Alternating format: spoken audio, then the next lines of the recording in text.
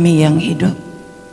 Kami bersorak memuji memuliakan nama-Mu, karena memang Engkau layak ditinggikan, diagungkan. Engkau Allah pemilik segala sesuatu. Engkau Allah yang berkuasa di bumi dan di sorga. Kami memuji-Mu, meninggikan-Mu, menyembah-Mu dengan segenap hati kami. Terpujilah Engkau Tuhan kekal selama-lamanya. Pada saat ini kami umat-Mu mau belajar dari firman-Mu. Tolong kami, berikan kami pengertian, berikan kami pemahaman, agar firman Tuhan tersingkap bagi kami, dan firman-Mu menjadi bagian hidup kami, dan jadikan kami pelaku-pelaku firman-Mu. Urapi hamba-Mu, pakai hamba-Mu untuk menyatakan kebenaran-Mu, sehingga firman-Mu dapat kami pahami.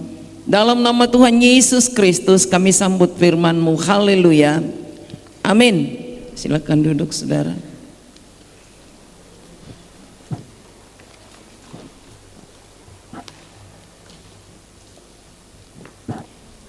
Salam bagi kita semua. Ya. Mari kita buka Alkitab kita dari Kisah Para Rasul 9. Kisah Para Rasul 9 ayat 1 sampai 18. Kisah Para Rasul 9 ayat 1 sampai 18. Tema kita pada hari ini, bertemu dengan Tuhan Yesus secara pribadi, terjadi perubahan. Mari kita baca silih berganti saudara. Saya baca ayat pertama, saudara ayat kedua, demikian nanti ayat 18 kita sama-sama baca. Ayat pertama, sementara itu berkobar-kobar hati Saulus untuk mengancam dan membunuh murid-murid Tuhan. Ia menghadap imam besar.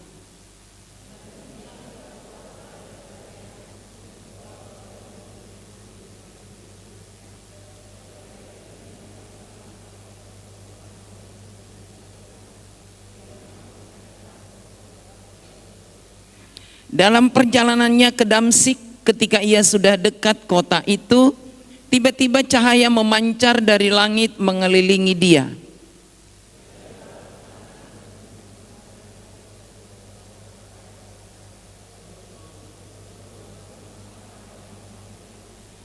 Jawab Saulus, "Siapakah engkau Tuhan?" Katanya, "Akulah Yesus yang kau aniaya itu."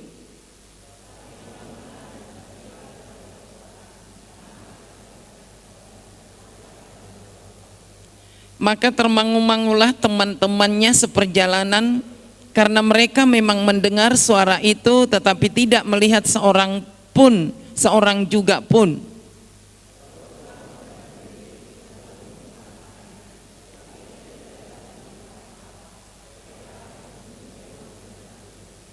Tiga hari lamanya ia tidak dapat melihat, dan 3 hari lamanya ia tidak makan dan minum.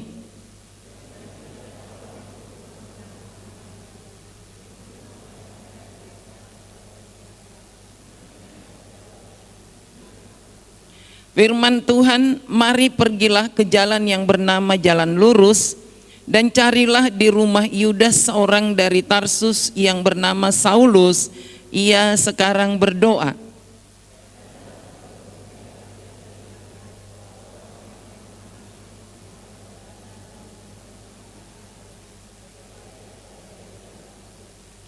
Jawab Ananias, "Tuhan, dari banyak orang telah kudengar tentang orang itu, betapa banyaknya kejahatan yang dilakukannya terhadap orang-orang kudus-Mu di Yerusalem.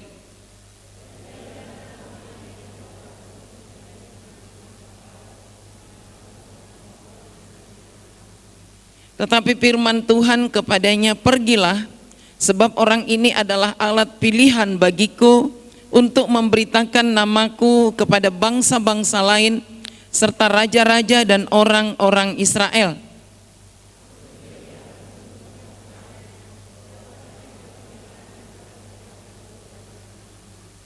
Lalu pergilah Ananias ke situ dan masuk ke rumah itu. Ia menumpangkan tangannya ke atas Saulus, katanya, "Saulus, saudaraku, Tuhan Yesus yang telah menampakkan diri kepadamu di jalan yang engkau lalui telah menyuruh aku kepadamu supaya engkau dapat melihat lagi dan penuh dengan Roh Kudus." Sama-sama. Dan seketika itu juga seolah-olah selaput gugur dari matanya sehingga ia dapat melihat kembali. Ia bangun lalu dibaptis. Demikian firman Tuhan, yaitu kisah tentang pertemuan Saulus dengan Tuhan Yesus yang mengubah hidupnya, saudara. Kita tahu siapakah Saulus ini. Dia ini adalah orang yang menentang Tuhan Yesus dan menentang pengikut-pengikut Tuhan Yesus karena dia belum dijamah oleh Tuhan. Dan dikatakan waktu penganiayaan terhadap Stefanus juga dia adalah saksi di sana, dan dikatakan dialah kepala rombongan yang melakukan penganiayaan kepada Stefanus, saudara. Nah, saudara yang dikasihi Tuhan, Saulus ini kita tahu sebelum dia bertobat adalah orang yang kejam, orang yang sadis, karena dia adalah penganiaya. Dia menganiaya orang-orang yang mengikuti Tuhan Yesus Kristus, saudara. Tetapi kita melihat sesuatu yang luar biasa. Seorang yang begitu jahat pun, yang begitu kejam pun dapat diubah oleh Tuhan Yesus. Dapat diubah oleh Tuhan Yesus dan dipakai menjadi alatnya, saudara. Hamba-hamba Tuhan di negeri kita ada juga yang seperti ini, saudara. Seperti Pendeta Yusuf Roni, dikatakan dia sebelum bertobat dia membakar gereja, saudara. Tetapi waktu ditangkap, dijamah oleh Tuhan Yesus, dia secara luar biasa dipakai oleh Tuhan, membawa jiwa-jiwa kepada Tuhan. Pertemuan secara pribadi dengan Tuhan Yesus mengubah seseorang dari yang jahat menjadi baik, dari yang menentang menjadi penurut, saudara. Seperti Saulus ini. Saudaraku yang dikasihi Tuhan Yesus Kristus, hal apa yang perlu kita pelajari dari pertobatan Saulus ini, saudara? Mungkin kita akan berkata, ya memang sudah begitu, saya udah tahu ceritanya dari sejak lama. Sejak saya membaca Alkitab, saya udah tahu kisah ini. Tapi pada pagi hari ini saya mau mengajak saudara, ini menjadi pelajaran bagi kita. Apakah kita mengalami seperti Saulus atau tidak? Maksudnya apa, saudara? Apakah pertobatan kita seperti Saulus atau tidak? Ini yang menjadi pelajaran bagi kita, saudara. Saulus ini kita tahu dia begitu kejam, dia begitu jahat, dan Tuhan jamah dia melalui pertemuan di jalan, saudara. Karena memang niat dia adalah untuk menganiaya lagi, saudara. Dia sudah membawa surat, dikatakan supaya menganiaya pengikut-pengikut Tuhan Yesus. Di perjalanan dikatakan ke Damsyik itu, Tuhan memancarkan cahaya baginya, saudara. Tuhan memancarkan cahaya bagi Saulus dan dia rebah. Dia rebah, saudara, oleh cahaya itu. Tidak ada yang mukul, tidak ada yang nampar, tapi oleh cahaya itu dia rebah, saudara. Cahaya yang dari Tuhan itu membuat dia rebah.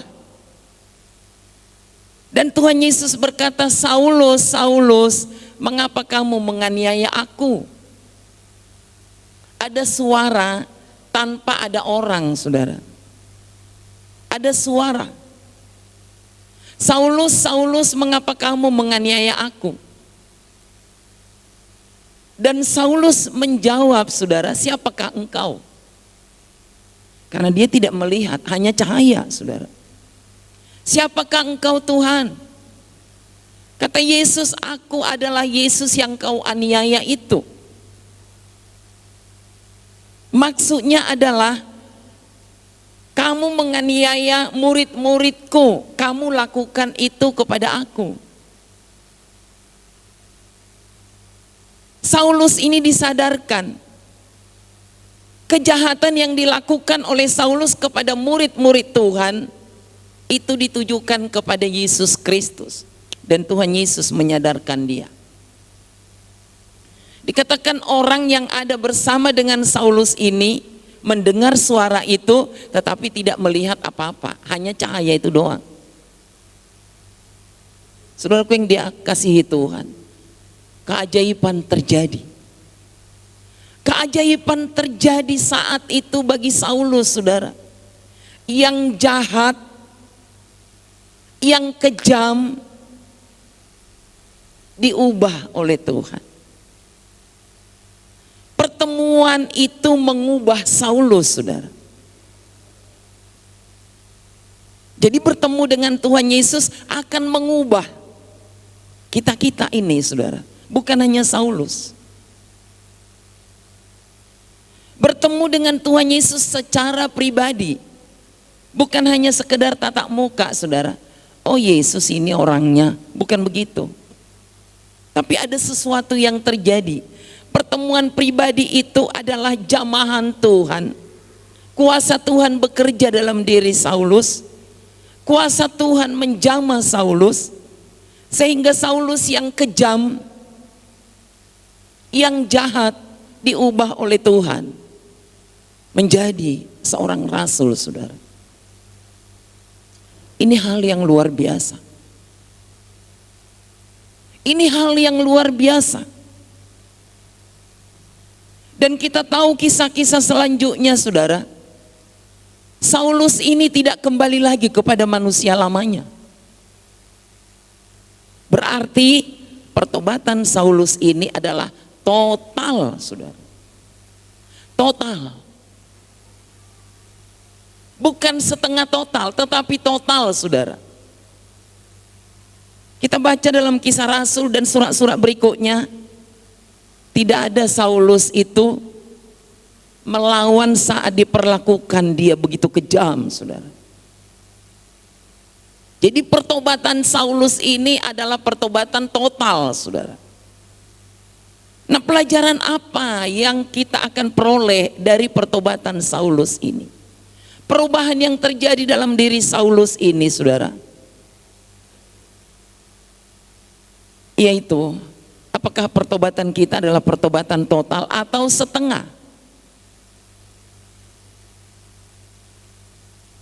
Kalau setengah total, saudara, berarti akan kembali kambuh lagi. Ada istilah orang tomat, tahu tomat? Tobat dan kumat, tobat kumat. Tapi pertobatan Saulus tidak, saudara. Pertobatan Saulus bukan tomat, bukan. Pertobatan total, saudara. Dan tidak ada kambuh lagi, saudara. Pertemuannya dengan Tuhan Yesus itu luar biasa mengubah hidup dia. Tidak kambuh lagi, saudara. Ada yang saudara baca, dia kambuh lagi? Halo? Ada yang baca, Saulus itu kambuh lagi? Enggak ada. Kita masih ingat bagaimana Saulus dan Silas waktu memberitakan Injil, mereka ditangkap dan mereka diborgol, dimasukin ke dalam penjara bawah tanah. Kalau dia kambuh lagi, cocok dia membela diri, saudara. Hei, kamu, saya ini bukan penjahat. Saya ini memberitakan kabar baik. Tapi tidak ada pembelaan itu, saudara. Luar biasa Saulus ya. Kan bisa kambuh kan? Manusia lamanya kan sering orang berkata, maaf manusia lama saya kambuh. Ini Saulus tidak ada lagi saudara.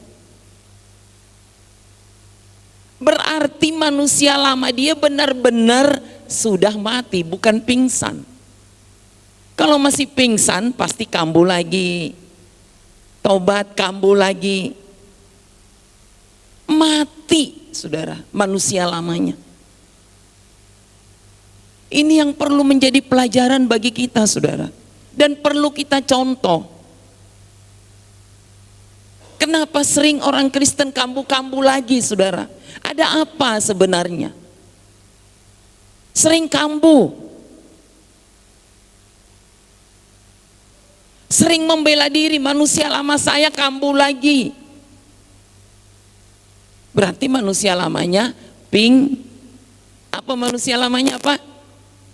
Halo, mati atau pingsan? Ayo manusia lamanya pingsan. Kalau mati kan gak bisa hidup lagi saudara. Gak bisa. Manusia lamanya masih pingsan.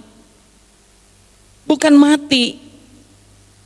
Karena kambuh lagi. Siuman lagi, sadar lagi, kambuh lagi.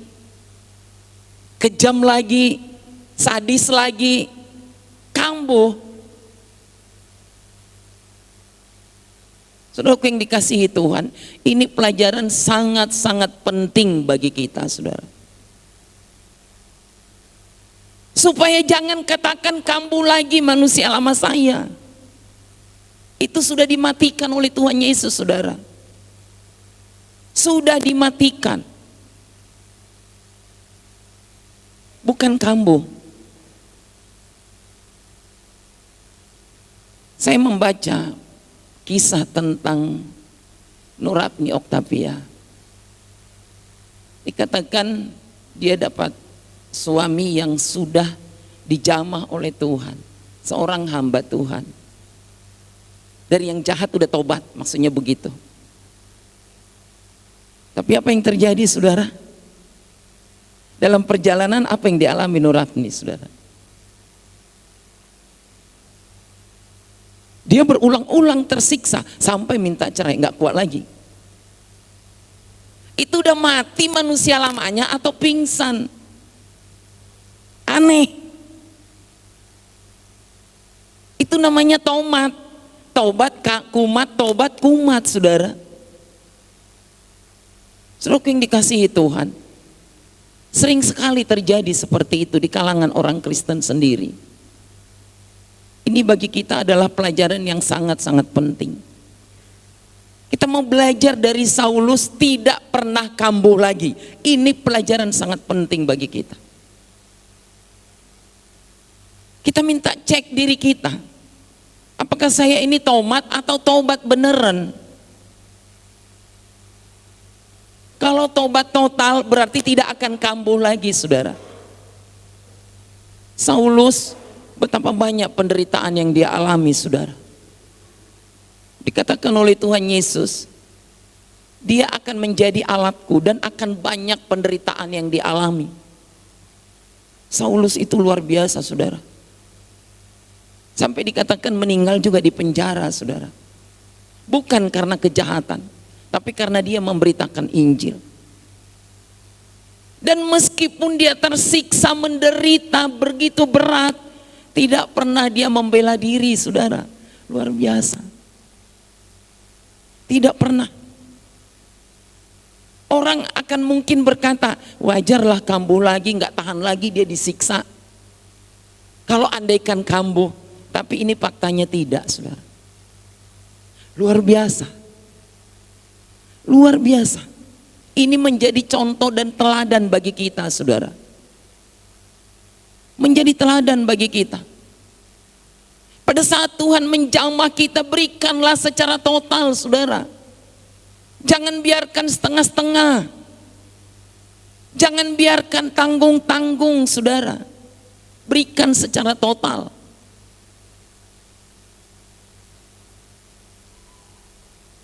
Segala sifat, sikap, tingkah laku yang belum diubah oleh Tuhan, berikan secara total untuk diubah oleh Tuhan secara total. bukan setengah. Karena kalau setengah, setengah lagi nanti kambuh lagi, saudara. Nah, saudaraku yang dikasihi Tuhan, Saulus yang sudah diubah menjadi Paulus luar biasa. Luar biasa. Dia menulis surat-surat yang kita baca, saudaraku. Filipi, Efesus, saudara, dia berada di penjara. Tidak ada dalam kata-katanya menyalahkan, enggak ada. Tidak ada dalam kata-katanya marah, tidak ada. Padahal berada di penjara loh, saudara. Kan berada di penjara itu sangat menyakitkan, saudara. Sangat menyakitkan. Tapi tidak ada dalam kata-katanya. Malahan dia berkata, mengucap syukurlah dalam segala hal. Luar biasa, saudara. Orang di penjara berkata mengucap syukurlah dalam segala hal. Berarti dia alami, dia bersyukur. Meskipun dia terbelenggu, dia katakan boleh dia terbelenggu, tetapi firman Tuhan tidak terbelenggu. Dia tetap bertekun memberitakan firman, saudara. Itulah yang perlu kita contoh, saudara. Yang perlu sangat penting kita contoh. Supaya Tuhan memberkati pemberitaan Injil yang kita lakukan. Supaya Tuhan memberkati kesaksian hidup kita, saudara. Kesaksian hidup kita sesuai dengan apa yang kita beritakan, saudara. Jadi memohon pertolongan Tuhan, jamahan Tuhan setiap waktu. Betapa pentingnya untuk kita seperti Paulus ini. Betapa pentingnya. Jangan biarkan kambuh manusia lama saya, Tuhan.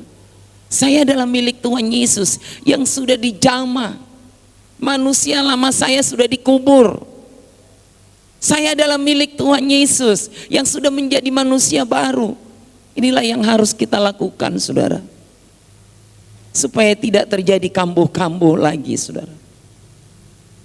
Belajar dari Paulus. Dan yang kedua, saudaraku, pelajaran yang kita lakukan, yang harus kita lakukan adalah setelah kita dijamah oleh Tuhan, pertemuan pribadi yang luar biasa. Paulus ini, saudaraku, bersedia dipakai oleh Tuhan. Paulus ini tidak bilang, nanti ya tunggu saya sekolah teologi dulu ya. Nanti tunggu ya kasih waktulah. Enggak. Tuhan berkata, aku akan pakai dia dan banyak penderitaan yang akan dialami demi namaku. Dan itu diterima oleh Paulus, saudara.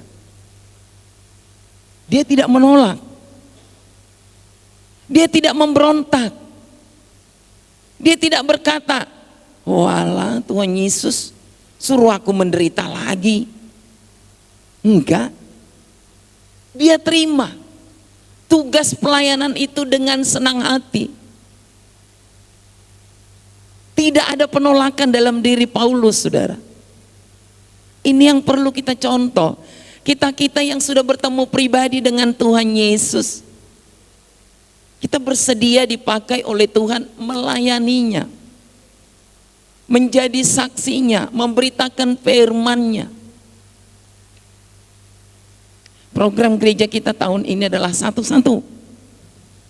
Dan perlu diingat, saudara, berapa orang yang sudah saudara doakan calon jiwa baru? Cek. Atau sama sekali enggak?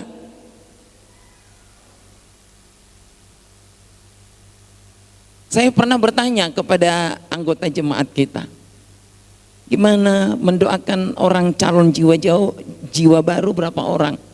Aduh bu, boro-boro mendoakan itu. Oh gitu ya. Rupanya orang-orang Kristen juga tidak bersedia dipakai oleh Tuhan. Banyak yang tidak bersedia dipakai oleh Tuhan. Tapi Paulus luar biasa. Dia tidak menolak. Dia tidak membantah. Dia siap langsung dipakai oleh Tuhan, saudara. Waktu dibuat dia buta, dia juga nggak marah. Tuhan, ngapain sih buat saya sampai buta? Tidak dapat melihat ini Tuhan. Sebenarnya alasannya kan kuat. Gimana Tuhan mau pakai saya yang buta ini? 3 hari lamanya. Tetapi Paulus tidak marah kepada Tuhan. Ini yang perlu kita contoh. Tidak marah kepada Tuhan. Dia dituntun, dikatakan dia dituntun oleh teman-temannya karena tidak dapat melihat, saudara. Sampai Tuhan utus Ananias untuk berdoa baginya. Ananias sendiri juga ragu. Hah, suruh berdoa Tuhan? Karena aku tahu kejahatan dia. Aku tahu segala apa yang dilakukannya. Kau suruh aku berdoa. Kata Tuhan, pergi aja, jalankan tugasmu. Akhirnya Ananias langsung berangkat, saudara. Tumpang tangan kepada Saulus yang menjadi Paulus ini, saudara. Luar biasa. Dan dikatakan setelah Ananias tumpang tangan berdoa atasnya, maka mata dia melihat seolah-olah ada sesuatu yang gugur dari matanya. Saudaraku yang dikasihi Tuhan, bagaimana dengan kita? Pada saat Tuhan panggil kita untuk melayani, untuk menjadi saluran firman-Nya, untuk menjadi berkat bagi sesama, apakah kita membantah? Apakah kita suka menolak? Atau suka berkata, saya belum pintar Tuhan, saya belum mampu Tuhan. Padahal lakukanlah apa yang bisa kita lakukan. Kan Tuhan tidak menuntut hal yang tidak bisa kita lakukan. Lakukan apa yang dapat kita lakukan. Maka Tuhan akan perlengkapi kita yang lebih lagi, saudara.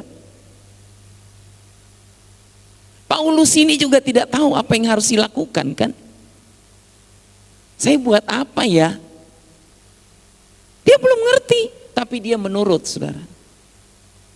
Dia menurut, dan Tuhan bentuk dia, Tuhan jadikan dia, diperlengkapi dia. Akhirnya Paulus ini menjadi berkat bagi banyak orang, saudara. Paulus ini dipakai oleh Tuhan secara luar biasa. Karena itu saudaraku, mari kita contoh.